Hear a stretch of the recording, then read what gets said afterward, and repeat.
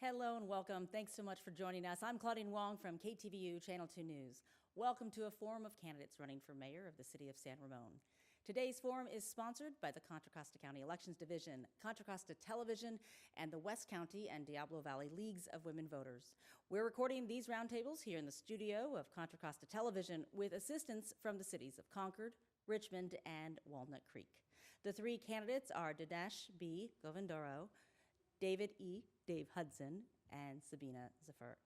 We drew lots before the show to determine the speaking order, so we'll begin with Sabina. I want to give everyone actually a chance to introduce themselves. And so Sabina, go ahead and start. Hello and good morning, everybody. It's such a pleasure being here today. My name is Sabina Zafar. I got elected to the San Ramon City Council in 2018 and just finishing up my first term at San Ramon City Council. I have lived in San Ramon for 16 years, raised both my kids in San Ramon that now live in New York as grown adults. I have served on the PTA. I have been a Girl Scout mom, but in my day job, I'm also a technology executive. And I've lived in the community. When I moved there, San Ramon, the population of San Ramon was 40,000, and it's grown to be 85,000. So we've had a significant growth and a significant change in the last 16 years that I've served on the city. I've lived in San Ramon and then served on the council. All right, Dave Hudson. Okay, I'm Dave Hudson. I'm the mayor of San Ramon. I've served on the city council for 25 years now. I was the mayor in September of 2001, which was 9/11. I also serve on several other regional committees, the Bay Area Air Quality Management District. I'm on the MTCA BAG Legislative Committee as well as the Administrative Committee. I serve on the Contra Costa Transportation Authority, the Central Contra Costa Transit Authority, Bay Area Regional Collaborative, Valley Link, San Joaquin Rail Joint Powers Authority. Basically, I find a way to keep myself busy. All right. And Dinesh Govindaro, you are joining us by Zoom. Let's let you introduce yourself. Great. Hey, thank you, Claudine. And I would also like to thank all the sponsors today. My name is Dinesh Govindaro. I'm running for mayor here in San Ramon. I moved to San Ramon. My family moved to San Ramon in 1979. So have called San Ramon my home for 43 years. I graduated from California High School in San Ramon, and I went off to UC Berkeley, majored in genetics and minored in business. Then I went off to medical school. I had a great experience here growing up as a kid here in San Ramon, and so I came back here to raise our family. We have 4 kids, 3 finished high school here, and 1 is a sophomore in high school. And I'm really excited to be here today and to be mayoral candidate here in San Ramon. All right, let's dive right into the issues now that we've had a chance to get to know everyone.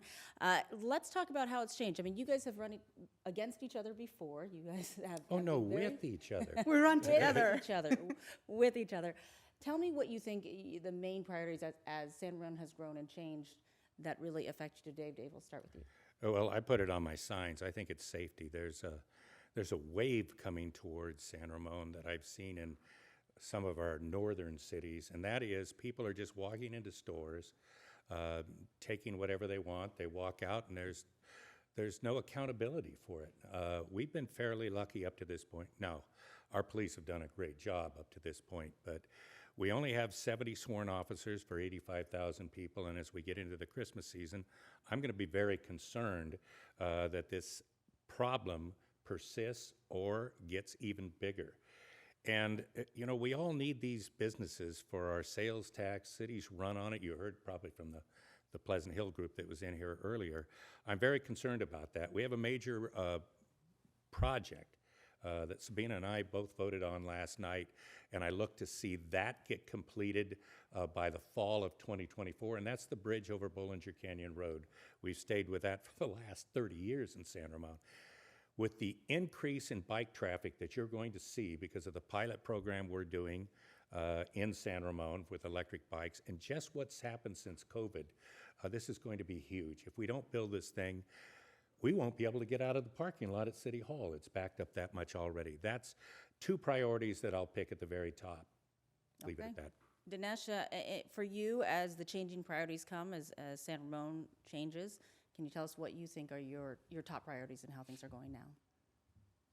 Yeah, I would agree that safety is always a priority. I mean, that's always the forefront. I mean, San Ramon is, one of the safest cities to live in.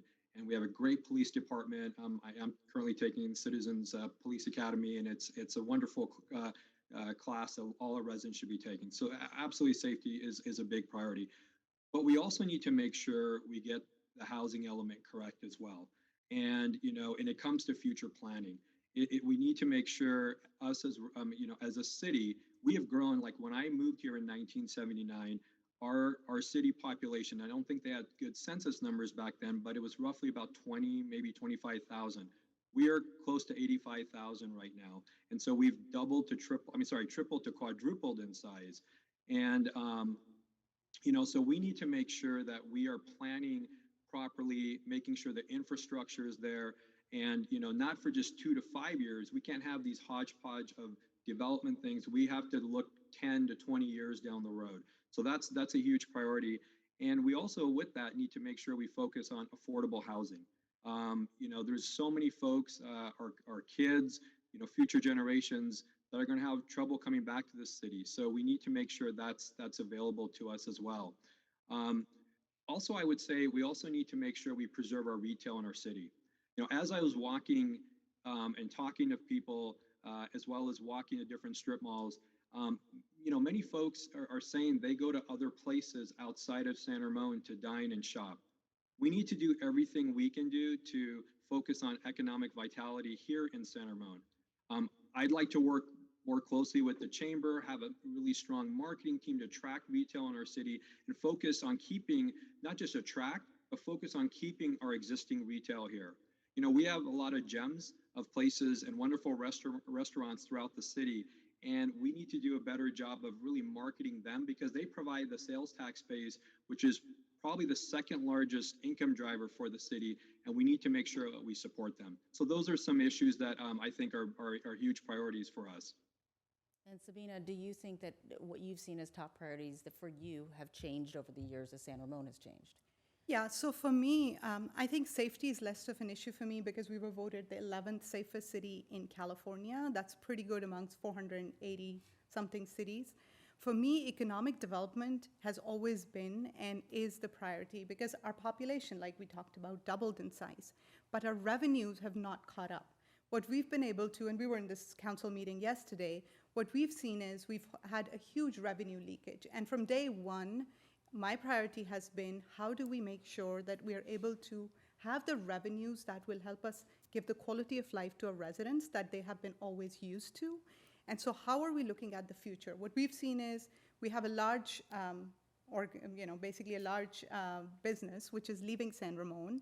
We have smaller businesses which have left San Ramon because our strip malls are not those gathering places or spaces that attract more people. City Center has done amazing, and that has given us basically, if you will, a plan to say if we do this and reinvest in our other shopping centers in the rest of San Ramon, we're going to bring that economic vitality. So really increasing the revenue base, because we are at a point with 85,000 residents and 120 million budget, which if you compare it to Pleasanton, same population, but 100 millions more in their revenues, we just won't be able to keep up. So 10 years, for me, it's the most important thing is going to be in the next 10 years, how do we plan and increase our financial base, bring more retail, and embrace the future of retail and work, because that's going to change significantly how people are working, the spaces, those large campuses are no longer the future. And how do we make sure that businesses are realizing that people are living in communities like San Ramon, are smart, well-educated, and how do you bring some of those pods, if you will, to San Ramon? So for me, in any way that we can focus on our economic development and vitality, retail was never on the council's priority for the last 39 years. When I came into council, I think throughout, I made sure that we were focusing on retail, and we put it as a priority for the council 2 years ago. So that's what I'm going to continue to focus on, the economic development and vitality, so we can serve our residents. Otherwise, we're going to have to find other ways to close the gap on that budget. Okay, so let's dive in a little deeper on some of these topics that we just talked about. I want to, before we leave public safety, I want to make sure I just revisit that a little bit in terms of, do you then think that it is no more officers needed, a change in how San Ramon is policed to deal with some of the issues that Dave has raised and Dinesh has talked about. Dinesh, I'll start with you in terms of, do you think that there are more officers needed in San Ramon? Do you think that safety needs to be addressed in a different way than how it's been addressed thus far? Yeah, I mean, thank you, Claudine.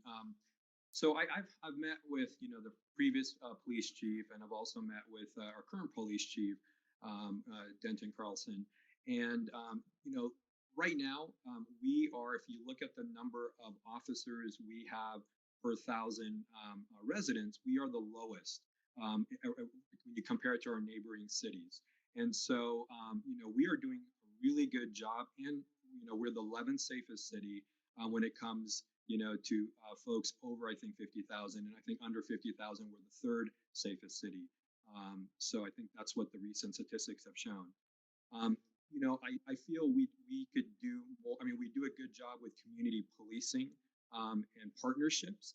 We need to make sure that we are including, like, our residents are also making sure they're including police officers in various functions, to have them included, so they're part of the community. And I think as we keep doing that, we will develop more of a better relationship. I mean, our officers in our city are top notch. I mean, they are great officers. And the question is, from what I've heard, we want to fill the open positions. But at this point, I think we are doing a good, once we make sure we fill all those open positions, I think, I don't think we need to hire additional officers at this point unless there's a need for it. The other thing I want to say too, which I'm really proud of, is that the diversity that our police officers are on our hires.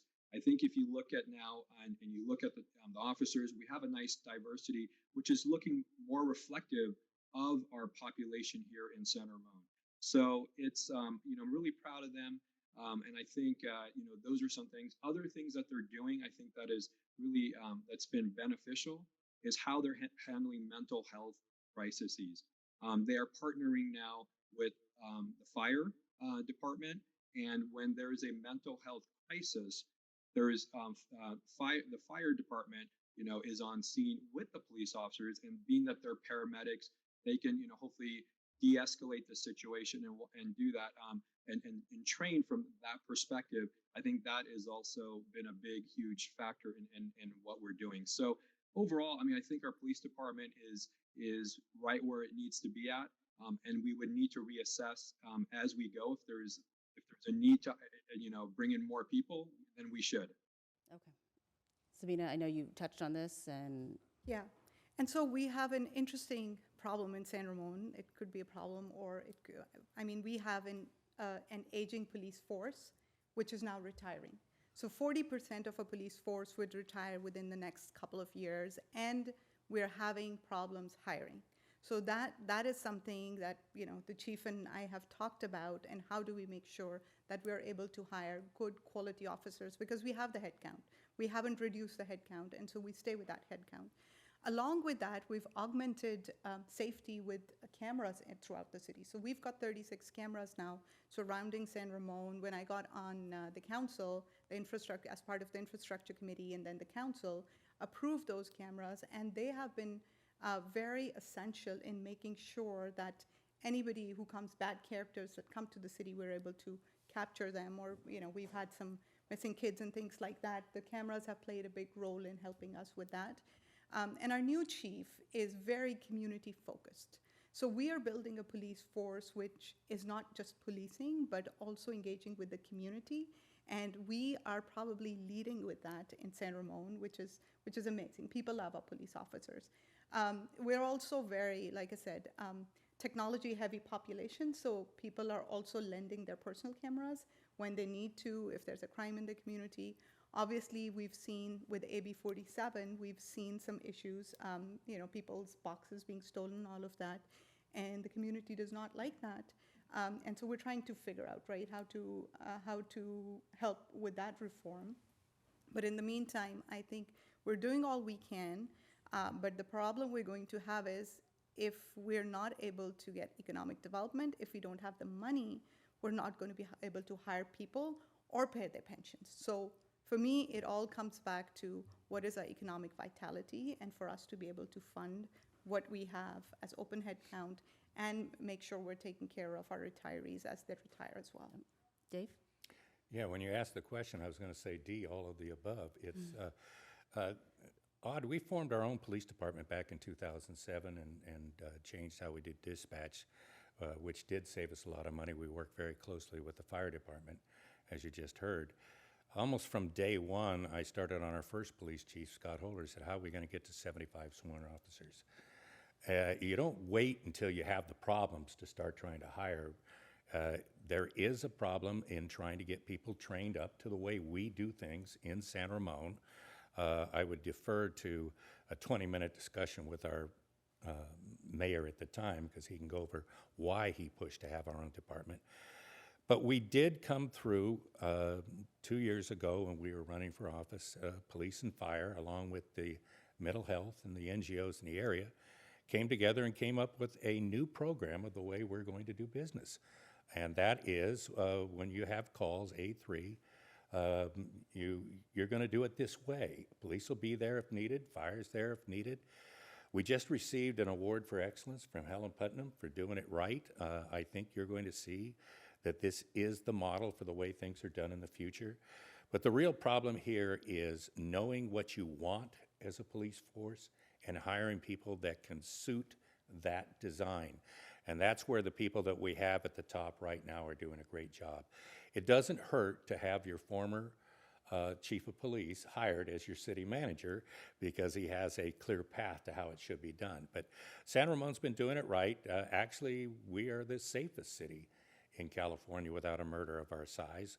And we're the most livable city, or one of the most livable cities in the nation, the highest ranked in California. So obviously we're doing something right. I want to correct one thing though. From day one when we became a city incorporated in '83, we have worked on retail vitality. The problem is when they took retail away and getting the right people in here who want it, it's competitive. But I don't think you're going to see either one of us not going after retail full bore. It's necessary if you want to do the things we're planning on doing. All right. So we have 5 minutes before we have closing statements, so it goes by quickly, and I want to make sure we hit a couple of topics. I'm just going to combine them so that you'll get one answer to get both housing, affordable housing, as well as you've got corporations leaving the area, and you may have issues. A corporation leaving the area. They didn't leave. But you're going to have. How do you want to deal with housing in terms of affordable housing and moving ahead, and how you want to work that into the economy, small businesses? It's a big question, but because we have time constraints, I want to give you a chance to kind of answer it however you would like. Sabina, we'll start with you. Yeah, and I think general plan, and we've been part of the general plan and retail ad hoc committee as well. The whole idea is we have to bring housing. We have RENA numbers to meet, as well as a housing crisis. We have a policy in place which accounts that every housing should have 15% affordable housing, or we build housing from our affordable housing fund. But with that housing, retail has to be a major part of it, because you just can't bring in the people and then not provide them the services and then end up having them spend money in neighboring cities, because we just did not balance the housing and the retail. So for me, housing is obviously, should be in the core of San Ramon, what we're calling the downtown area, and make it walkable, bikeable, more friendly to what the product that we don't have in San Ramon, which is smaller housing for our young people, for our retirees, for empty nesters like myself that want to live in the core and in a smaller apartment or a condo. All right. Housing, economy, small business. Well, the state of California is telling you that housing is part of the economic development. You don't have a choice on it. I thought it was unique in that we sure showed Scott Wiener we're not going to double our RENA numbers. And then HCD gave us a number that just happened to be about double our RENA numbers. We were given a gift, and that is that the City Walk project. When we had a number of 5,111 and we couldn't even do 1417 from cycle 5, I was thinking, we don't have a prayer. Well, the reality is that Bishop Ranch came up with a plan that hits everything the state wants to do. I took that plan to Brad Paul, the executive director of ABAG, and in less than 5 minutes he said, is this out there now? Can I use this as a model for the entire Bay Area? San Ramon's been doing it right. There's going to be a review in 2 years, and the people that aren't doing it are going to find out how much the state is taking away from you. We just did the ribbon cutting on Aspenwood, 100% affordable housing, over 100 units. Rome is pretty close to doing the Outpost, which will be over 150 units. And we've approved something at the Golden Skate. But it still comes down to what is the rest of the economy doing? If people aren't going to build, we're just like the rest of them. Entitlements, no housing, doesn't find a place for our homeless to stay. Yeah. Dinesh, your thoughts on housing and the economy and how it all works in together? Yeah. No, thank you, Claudine. I think it's important that we really look at this carefully. And again, like I mentioned earlier, we have to get this right. There's issues with concerns people are saying about overcrowding, but we also need to make sure we're providing affordable housing so people can come back to the city and thrive here. One of the things is I agree we need to put this in the core and have transit-oriented development around that and make it more accessible for people to get around and mobility to get to shops, get to retail, get to jobs. If you put that all in the core, and so one of the other things too with economic development is we need to go back and attract small businesses to these San Ramon. We're losing. If you go to our strip malls, there's a lot of businesses that have left. And it's important that we put together, work with the chamber, have a strong marketing team to attract folks here. Also, now there's a lot of hybrid work, and companies are now asking their employees to go back to work and at least 3 or 4 days a week. So it may be, here's an opportunity for us to maybe look at those larger employers and see if we could even offer satellite type of offices here in San Ramon to help with that as well. And lastly is trying to support, I know like DVC is looking at doing like potentially a biotech incubator. And I think that's really important where we could potentially bring good paying jobs to this area. And when you bring good paying jobs to this area, that will also help with affordability of housing as well.